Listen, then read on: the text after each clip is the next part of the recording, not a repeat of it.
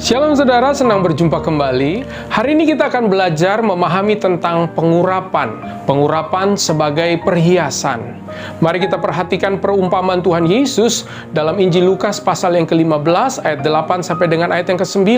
Dikatakan, atau perempuan manakah yang mempunyai 10 dirham dan jika ia kehilangan satu di antaranya, tidak menyalakan pelita dan menyapu rumah serta mencarinya dengan cermat sampai ia menemukannya, dan kalau ia telah menemukannya, ia memanggil sahabat-sahabat dan tetangga-tetangganya serta berkata, bersukacitalah bersama-sama dengan aku, sebab dirhamku yang hilang itu telah kutemukan. Perumpamaan ini sangat berhubungan dengan latar belakang tradisi Yahudi. Karena itu mari kita belajar untuk memahaminya dan juga menyingkap simbol yang terkandung di dalamnya. Yang pertama, seorang wanita yang ingin menikah harus mengenakan perhiasan ikatan kepala yang memiliki 10 dirham atau 10 koin logam perak. 10 koin logam perak itu adalah pemberian atau hadiah yang diberikan oleh suaminya. Sebab jika wanita yang menggunakan perhiasan tersebut, itu menandakan bahwa ia telah bersuami. Yang kedua, sebelum menikah, maka calon suami memerlukan 10 hari bekerja untuk memperoleh 10 koin tersebut. 1 koin untuk 1 hari. Perhatikan ini saudara, Tuhan Yesus memerintahkan murid-muridnya untuk menanti, sebab ia mengirim Roh Kudus 10 hari setelah kenaikannya ke surga. Dan yang ketiga, kehilangan 1 koin berarti mempengaruhi penampilan mempelai wanita ini. Dan ini berarti kehilangan pengurapan akan sangat mempengaruhi kehidupan kerohanian kita sebagai mempelai wanitanya Kristus. Seorang yang diurapi Tuhan itu berarti seorang yang diberi perhiasan oleh Tuhan. Saudara, dalam perjanjian lama, pengurapan juga berkaitan dengan minyak urapan kudus. Mari kita memperhatikan apa yang Alkitab katakan tentang minyak urapan kudus ini di dalam kitab Keluaran 30 ayat 22 sampai 31. Dikatakan, berfirmanlah Tuhan kepada Musa, ambillah rempah-rempah pilihan, mur tetesan 500 shikal, dan kayu manis yang harum setengah dari itu, yakni 250 shikal, dan tebu yang baik 250 shikal, dan kayu teja 500 shikal, ditimbang menurut shikal kudus, dan minyak zaitun 1 hin. Haruslah kau buat semuanya itu menjadi minyak urapan yang kudus, suatu campuran rempah-rempah yang dicampur dengan cermat seperti buatan seorang tukang rempah-rempah. Itulah yang harus menjadi minyak urapan yang kudus. Haruslah engkau mengurapi dengan itu kemah pertemuan dan tabut hukum, meja dengan segala perkakasnya, kandil dengan perkakasnya, dan mesbah pembakaran ukupan, mesbah korban bakaran dengan segala perkakasnya, bejana pembasuhan dengan alasnya. Haruslah kau kuduskan semuanya sehingga menjadi maha kudus. Setiap orang yang kena kepadanya akan menjadi kudus. Engkau harus juga mengurapi dan menguduskan Harun dan anak-anaknya supaya mereka memegang jabatan imam bagiku. Dan kepada orang Israel haruslah kau katakan demikian, inilah yang harus menjadi minyak urapan yang kudus bagiku di antara kamu turun-temurun.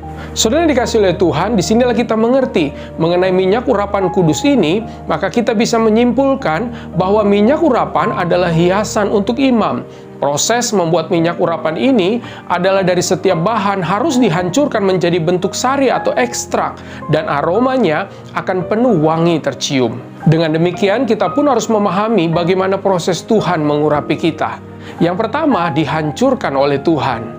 Kita harus menjadi bejana yang hancur. Mazmur 31 ayat 12 berkata, Daud berkata, aku telah hilang dari ingatan seperti orang mati, telah menjadi seperti barang yang pecah. Yang kedua, dikuduskan oleh Tuhan. 1 Petrus 1 ayat 7 berkata, maksud semuanya itu ialah untuk membuktikan kemurnian imanmu yang jauh lebih tinggi nilainya daripada emas yang fana, yang diuji kemurniannya dengan api, sehingga kamu memperoleh puji-pujian dan kemuliaan dan kehormatan pada hari Yesus Kristus menyatakan dirinya. Dikuduskan di sini berarti dikhususkan saudara. Dikhususkan Tuhan untuk diuji bagaikan emas yang murni, dikhususkan Tuhan untuk dipimpin langsung oleh Tuhan, dikhususkan Tuhan untuk menjadi utusannya, dikhususkan Tuhan untuk berperang dan mengangkat panji Kristus, dikhususkan Tuhan untuk diberi kuasa memberitakan Injil kasih karunia.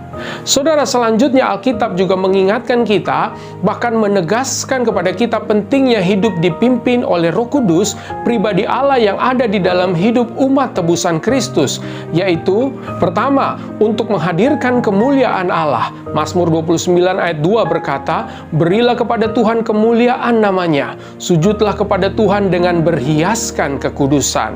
Yang kedua, untuk menjadi berhikmat dan bijaksana. Amsal 3 ayat 21-22 berkata, "Hai anakku, janganlah pertimbangan dan kebijaksanaan itu menjauh dari matamu. Peliharalah itu, maka itu akan menjadi kehidupan bagi jiwamu dan perhiasan bagi lehermu." Yang ketiga, untuk selalu bersukacita. Yesaya 61 ayat 10 berkata, "Aku bersukaria di dalam Tuhan, jiwaku bersorak-sorai di dalam Allahku, sebab Ia mengenakan pakaian keselamatan kepadaku dan menyelubungi aku dengan jubah kebenaran, seperti pengantin laki-laki yang mengenakan perhiasan kepala dan seperti pengantin perempuan yang memakai perhiasannya." Yang keempat, agar kita tidak melupakan Tuhan. Yeremia 2 ayat 32 berkata, "Dapatkah seorang dara melupakan perhiasannya, atau seorang pengantin perempuan melupakan ikat pinggangnya? Tetapi umatku melupakan aku sejak waktu yang tidak terbilang lamanya." Yang kelima, untuk menjadi sempurna. Yeskel 16 ayat 14 berkata, "Dan namamu termasyur di antara bangsa-bangsa karena kecantikanmu, sebab sangat sempurna adanya. Oleh karena semarak perhiasanku yang kuberikan kepadamu, demikianlah firman Tuhan Allah." Dan yang keenam adalah untuk menjadi pengantin Kristus. Wahyu 21 ayat 2 berkata, "Dan aku melihat kota yang kudus, Yerusalem yang baru turun dari sorga, dari Allah, yang berhias bagaikan pengantin perempuan yang berdandan untuk suaminya." Sebagai penutup, saudara, siapakah Kristus itu? Nama Kristus sendiri memiliki arti yang diurapi. Seperti Kristus, maka Ia menghiasi kita dengan Roh-Nya yang kudus, yang dianugerahkannya di dalam kita. Ya, di dalam diri saudara dan di dalam diri saya. Haleluya. Terima kasih saudara sudah menyaksikan video ini. Selamat melanjutkan kehidupan yang berkemenangan bersama Kristus. Doa saya buat setiap saudara, Tuhan Yesus memberkati. Immanuel, Ia menyertai kita senantiasa.